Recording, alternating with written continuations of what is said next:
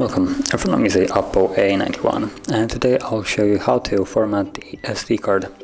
So to get started you want to open up settings and from there scroll down to additional settings, tap on storage right at the top and choose the SD card right here at the top where you'll find format SD card option. Tap on it, tap on it once more and it gives you a message that performing this will remove all the data from the card. So if there's something that you would like to keep, you might want to back it up before, otherwise you will lose it permanently.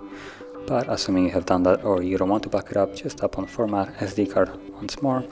The process will begin and it's a fairly quick one, only takes a couple seconds. And once it's finished, the card is immediately ready to be used as it is right now. Tap on OK and you're done. So if you found this video helpful, don't forget to like, subscribe, and thanks for watching.